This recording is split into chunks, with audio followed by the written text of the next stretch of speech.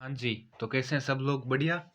चलो आज हम 11th का बायो का जो फर्स्ट चैप्टर है दी लिविंग वर्ड, उसका तीसरा लेक्चर देते हैं, वर्गीकी सहायता साधन। उससे पहले के जो दो लेक्चर थे वो मैंने अपने यूट्यूब चैनल पर अपलोड कर दिए हैं, NCERT in Hindi for NEET में, जिसको आप सब्सक्राइब करें, बेल आइकन का बटन प्रेस करें, लाइक करें और कमेंट करें और अपने दोस्तों को भी बताएं। इस चैनल में हम ओनली फॉर एनसीईआरटी रीडिंग करते हैं, जो कि यूट्यूब में यानी कहीं पर भी नहीं है। और जैसा कि आप जानते हैं, पिछले वर्ष का जो नीट 2020 का पेपर है, उसमें बायो के लगभग 85 क्वेश्चन एनसीईआरटी से आए थे। तो चलो इसी को ध्यान में रखते हुए हम आगे इसको कंटिन्यू करते हैं। ठीक है। वर्गीकी सहायता साधन यानी वह कौन से साधन है जो हमें वर्गीकरण में सहायता करते हैं। वर्गीकरण में यानी पूरे जीव की आइडेंटिफिकेशन से लेकर उसके नोमेनक्लेचर तक। ठीक है, जो कि मैं पहले लेक्चर में बता चुका हूँ, पहले और दूसरे लेक्चर में, उसको आप रीड कर लेना। ठीक है। जीवों की पहचान के लिए गहन तथा आधुनिक उपकरण से संसाधित प्रयोगशाला अथवा प्रयोगशाला के बाहर पर्यावरण के अध्ययन की आवश्यकता होती है। पौधों तथा प्राणियों के वास्तविक नमूने एकत्रित करने आवश्यक होते हैं। देखो, वास्तविक नमूने एकत्रित करना आवश्यक क्यों होते हैं? जैसे कोई भी मान लो प्लांट है या एनिमल है, उसका हम नमूने एकत्रित कर लेंगे। नमूने एकत्रित करने से क्या होता है, जो उसकी आकारिकी है उससे हमें पता चल सकता है कि ये कौन से ग्रुप से संबंधित है। जैसे यदि कोई भी हम एक ऑर्गेनिज्म लेते हैं और उसके 3 जोड़ी संधि युक्त उपांग है, तो इससे हम क्या समझते हैं? इससे हम यही समझते हैं कि वो आर्थ्रोपोड्स का मेंबर है।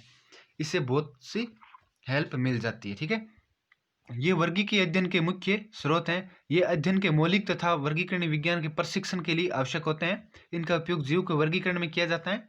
जो भी सूचनाएं एकत्रित की जाती हैं उन्हें नमूने सहित संचयित कर लिया जाता है। यानी जो भी ये हम सैंपल लेके आते हैं उनको फॉर्मेलिन प्लस 40% फॉर्मेल्डिहाइड के विलयन से संरक्षित कर लिया जाता है। ठीक है। यानी जो केमिकल सॉल्यूशन होता है उनमें संरक्षित कर लिया जाता है। और उनके कंपोनेंट क्या है?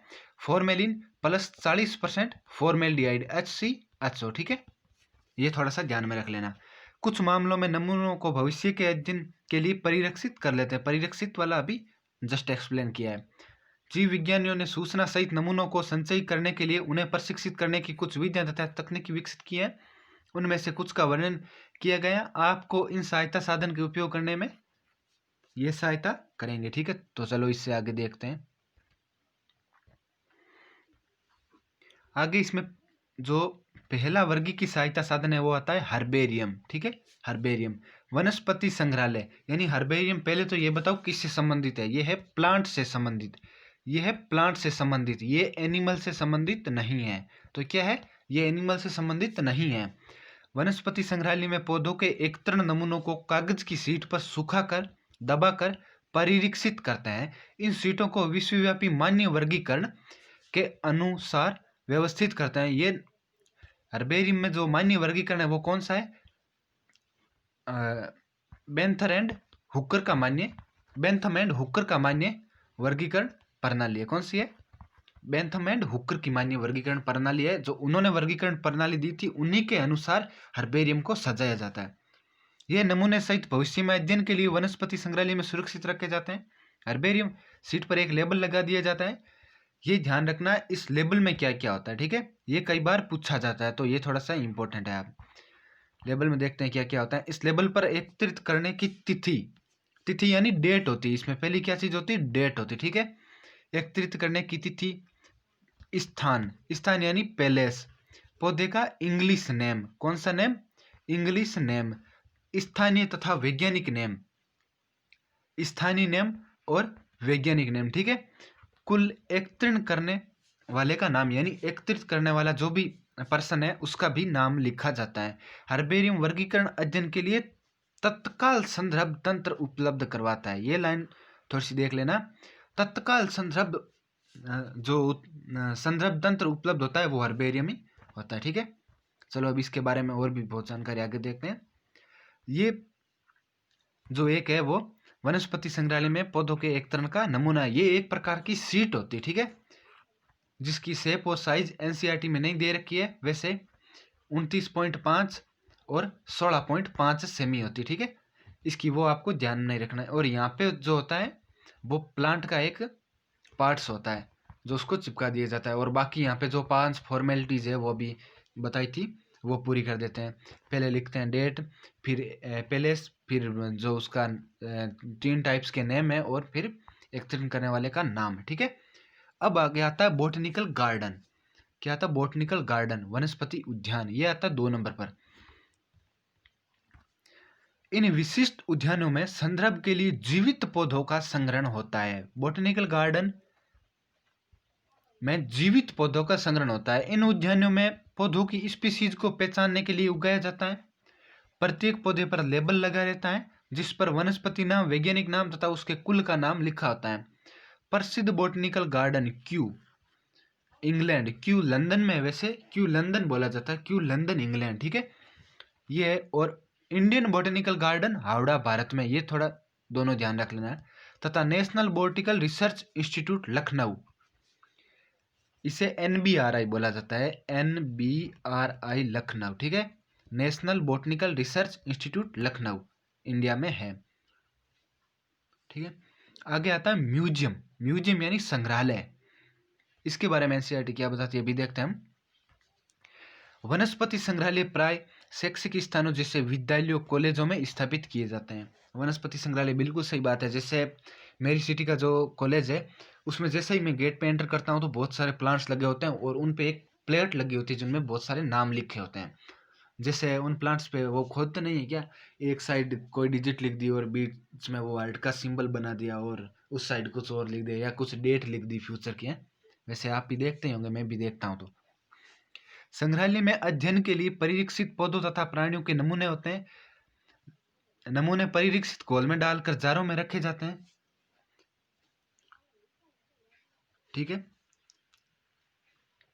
पौधों तथा प्राणियों के नमूने को सुखाकर परिरक्षित करते हैं। कीटों का एकत्रण मारने के बाद कीटों को डिब्बों में पिन लगाकर रखते हैं। बड़े प्राणी जैसे पक्षी, स्तनधारी को प्राय भरकर परिरक्षित करते हैं। संग्रहालय में प्राय प्राणियों के कंकाल भी रखे जाते हैं, ये बात इंपॉर्टेंट है। संग्रहालय में प्राय प्राणियों के कंकाल भी रखे जाते हैं। जो यानी कॉलेज के बाहर जो प्लांट्स लगे होते हैं और उन पे जो प्लेट लगी होती है उन्हें हम संग्रहालय या म्यूजियम नहीं कहेंगे, ओके। ये थोड़ा ध्यान रख लेना, वो मुझे याद आया तो यहाँ पे बता दिया, जबकि ये म्यूजियम का एग्जाम्पल नहीं है, ठीक है। अब आता है प्राणी उपवन या चिड़ियाघर। चिड़ियाघर को हम जूलॉजिकल पार्क बोल सकते हैं। इसे प्राणी उपवन, चिड़ियाघर या जूलॉजिकल पार्क। चिड़ियाघर तो सभी लोग जाते हैं और सभी ने देखा होगा, बहुत से गए भी होंगे। इन उपवनों में अधिकांशतः वन्य आवासी जीवित प्राणी रखे जाते हैं। चिड़ियाघर में शेर, भालू ये सब रखे जाते हैं, आपने भी देखा होगा, ठीक है। इससे हमें वन्य जीवों की मानव की देख रेख में आहार, प्रकृति तथा व्यवहार को सीखने का अवसर प्राप्त होता है। जहाँ तक संभव होता है प्राणी उपवन में विभिन्न प्राणी उपलब्ध करवाए जाते हैं। बहुत से प्राणी उपलब्ध करवाए जाते हैं, हिरण को भी रखा जाता है। चिड़ियाघर में सभी प्राणी को उनके प्राकृतिक आवास वाली परिस्थितियों में रखने का प्रयास किया जाता है। ये बात है, प्रयास किया जाता है, रखा नहीं जाता है। जैसे आप देख ही सकते हो हालत क्या होती है वहां की। तो हम अब आगे देखते हैं। चिड़ियाघर के सभी प्राणियों को उनके प्राकृतिक आवास वाली परिस्थितियों में रखने का प्रयास किया जाता है। प्रयास किया यानी रख तो नहीं सकते, क्योंकि वो यदि सपोज करो प्राकृतिक आवास में कितने खुश है, वो वहां पिंजरों में इतने खुश थोड़े रहेंगे। इन उद्यानों को प्राय चिड़ियाघर कहते हैं। इनके देखने के लिए बहुत से लोग और बच्चे आते हैं। इन्हीं देखने के चक्कर में क्या है कि किसी जीव को ये बंदिया बनाकर रख लेते हैं, ठीक है। चलो अब आगे देखते हैं। ये जो डायग्राम है ये तो वैसे आप देख ही लेना, ठीक है। भारत के वन्य प्राणी, ये गैंडा हो गया, ये बत्तख है, और ये हाथी, और ये टाइगर, ठीक है। अब आता है कुंजी या चाबी। ये एक अन्य साधन सामग्री जिसका प्रयोग समानता और असमानता पर आधारित होकर पौधे तथा प्राणियों की पहचान में किया जाता है। ये कुंजी या चाबी प्लांट्स पर भी लागू होती हैं और एनिमल पर भी लागू होती हैं। ये क्या है, सिमिलरिटी और नॉन सिमिलरिटी के बीच में डिफरेंस करती है, ठीक है। ये कुंजी विपरीत लक्षणों पर प्रायित युग्म में यानी युग्मित कहते हैं, इनके आधार पर होती हैं। यानी विपरीत विपर्यासी पर जो भी आधारित होती है वो होती है कुंजी। ये लाइन बहुत इंपॉर्टेंट है, ये क्वेश्चन एग्जाम्स में पूछा भी गया है। विपरीत विपर्यासी पर जो भी आधारित होती है उसे कुंजी कहते हैं। कुंजी दो विपरीत विकल्पों को चुनने को दर्शाती है। इसके परिणाम स्वरूप एक को मान्यता तथा दूसरे को अमान्यता प्राप्त होती है। यानी जो बढ़िया ऑप्शन है उसको चूज करेंगे, यानी ये दो ऑप्शन पर आधारित होती है, यानी दो जो विपरीत है, यानी सपोज दैट एक प्लांट लंबा है, एक प्लांट बोना है, जो यानी जिसको अच्छे से, यानी जो भी चूज करना है, जिस पर स्टडी करनी है वो हम चूज कर सकते हैं, लंबे को चूज कर सकते हैं या बोने को चूज कर सकते हैं। कुंजी में प्रत्येक कथन मार्गदर्शन का कार्य करते हैं, और यानी जो इन प्लांट पर जो भी कथन लिखे होते हैं वो प्रत्येक कथन एक मार्गदर्शक का कार्य करते हैं। पहचानने के लिए प्रत्येक वर्गी की संवर्ग जैसे कुल वंश जाति के लिए अलग वर्गी की कुंजी की आवश्यकता होती है। ठीक है, चलो आगे देखते हैं। अब विस्तृत वर्णन को लिखने तथा नियम पुस्तिका मैनुअल, ये भी एक प्रकार की जो वर्गी की सहायता साधन है। मैनुअल मोनोग्राफ पुस्तक जिसमें एक विस्तृत जानकारी होती है तथा सूचीपत्र कैटेलॉग अन्य माध्यम है। इसके अतिरिक्त ये सही पहचानने में भी सहायता करती है। फ्लोरा किसी पुस्तक में किसी क्षेत्र के पौधों तथा वास स्थान में विषय के रूप में जानकारी देता है। उस क्षेत्र में मिलने वाली पौधों की स्पीसीज की विशेष सूची देता है। नियम पुस्तिका में उस क्षेत्र में पाई जाने वाली स्पीसीज की पहचान में सहायता मिलती है। मोनोग्राफ में किसी एक टेक्सोन की पूरी जानकारी देती है। ये क्वेश्चन आ सकता है कि ऐसी कौन सा वर्गी की सहायता साधन है जिसमें यानी पूरे एक टेक्सोन की जानकारी दी जाती है, तो वो है मोनोग्राफ। और एक होता है फ्लोरा। फ्लोरा यानी ये देता है, जो फ्लोरा होता है ना, ये देता है प्लांट पर जानकारी। एक होता है फोन्ना। फोन्ना देता है जो यानी किसी क्षेत्र में पाए जाने वाले जीवों के बारे में जानकारी। तो हम फोन्ना और फ्लोरा को क्लियर करने के लिए एक एग्जांपल लेते हैं। इसके लिए एक हम यानी फार्म का एग्जांपल लेते हैं, जैसे यानी खेत होता है ना, उसका एग्जांपल लेते हैं। खेत में प्लांट भी है और एनिमल भी है, चूहे हैं, बहुत से एनिमल है, क्योंकि वैसे खेतों में बहुत से एनिमल पाए जाते हैं। तो जो खेत है ना, वो फ्लोरा और फोना का बहुत अच्छा एग्जाम्पल है। खेत फ्लोरा और फोना का बहुत अच्छा एग्जाम्पल है। और किसी एक टेक्सोन की संपूर्ण जानकारी देने के लिए मोनोग्राफ। इतना सा ध्यान रखना, बस, ज़्यादा इसमें कुछ नहीं है। तो आई होप आपको ये लेक्चर बहुत अच्छा लगा होगा, और इसी प्रकार के नेक्स्ट जो चैप्टर है उनकी वीडियो देखने के लिए मेरे चैनल को सब्सक्राइब करें और बेल आइकन को प्रेस करें, वीडियो को लाइक करें और कमेंट करें और अपने दोस्तों को भी बताएं, क्योंकि इससे क्या है, ज्ञान बांटने से बढ़ता है, ये तो आपने सुना ही होगा। तो अपने दोस्तों में फैला दीजिए।